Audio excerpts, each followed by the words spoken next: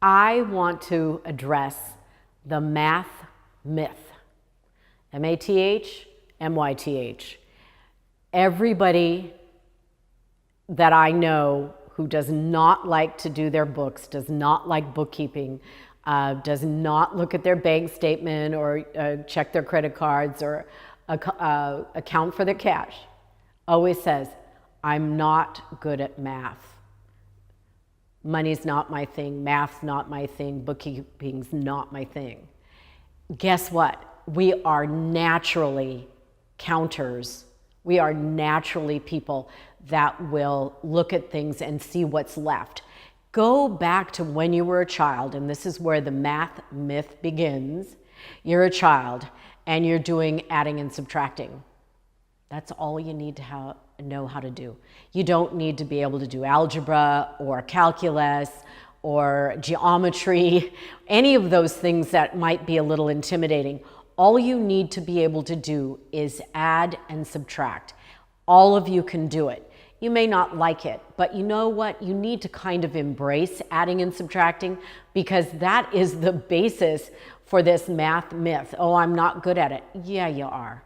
You don't even need to multiply necessarily or do long division. I remember in 4th grade, there'd be long division problems and kids would say, slam down their pencil and say, I don't want to do this long division.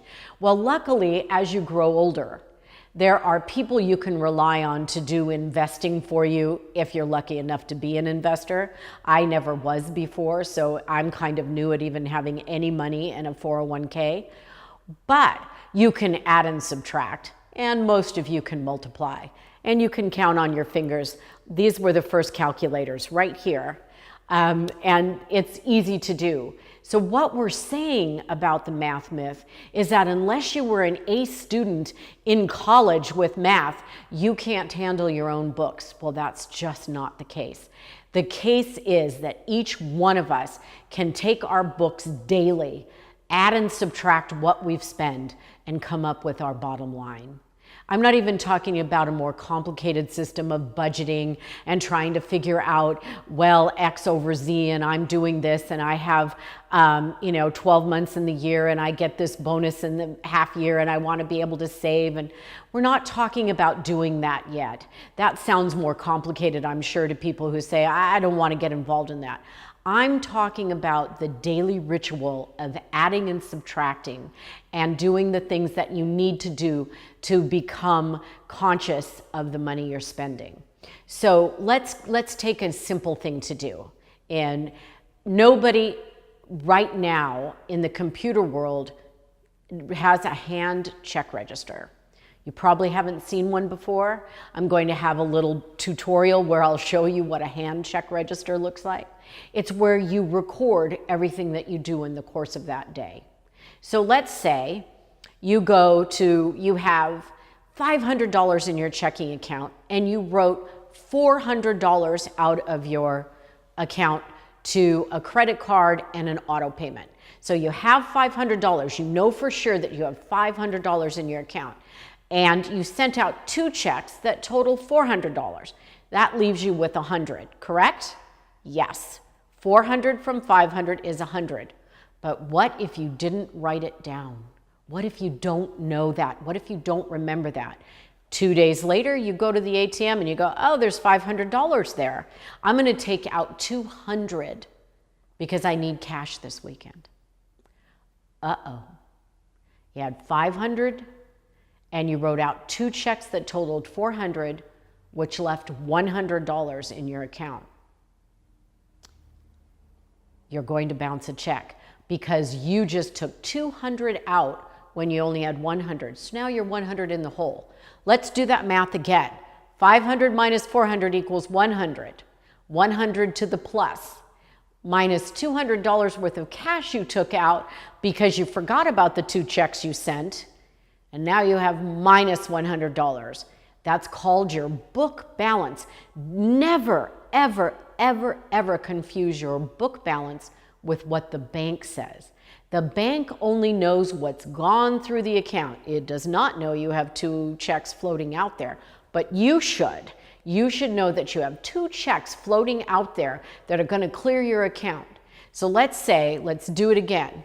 It is Wednesday afternoon. You have $500 for sure.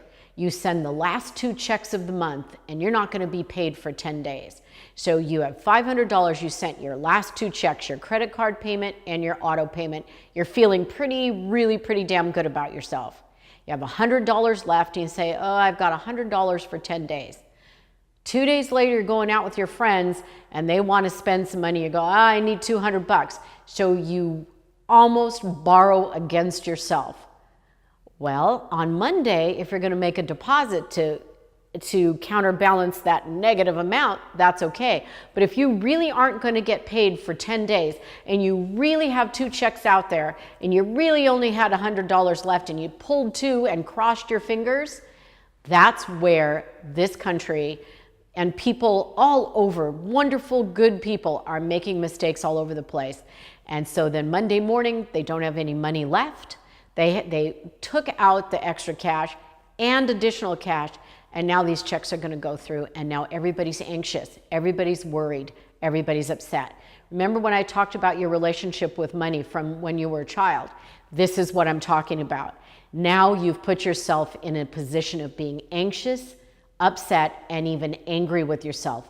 Guilty, frustrated, not sure what to do. Maybe you did this and you're living with a roommate and you owe rent to them and now you know you've used it. Maybe you owe someone money and you promised them as soon as you got paid, you would give them $50. But now you've put yourself in a hole. That's what people are talking about when they say, oh my gosh, I've put myself in a hole. That's on a much bigger schedule, on a much larger scale, why people file bankruptcy. They spent. They didn't have any money to back them up, and now they have no way to cover everything. We do it on a microcosm every day of our lives. We are kind of harming ourselves with our own money habits.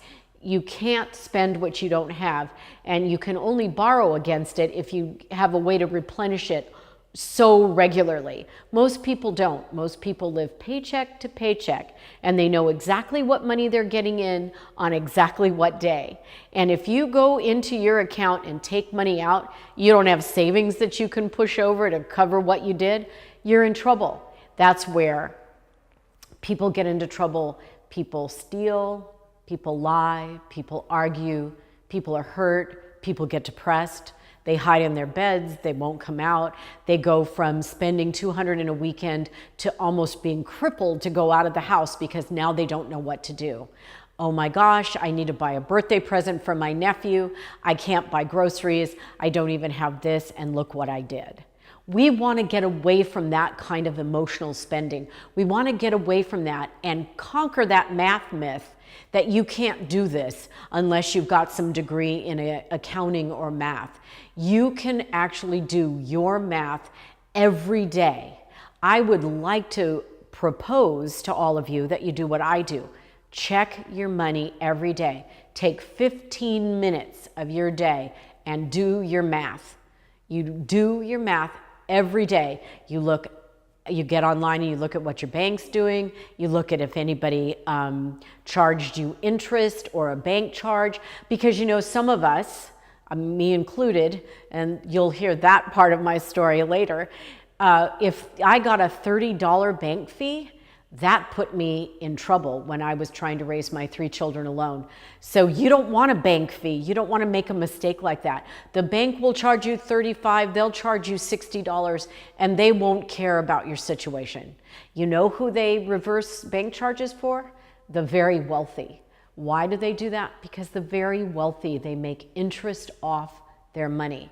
So they reward them by not charging them fees. But those of us who don't have a lot of money or didn't have a lot of money or may have a lot of money or went into a downward cycle, you guys, you can't afford to get bank fees.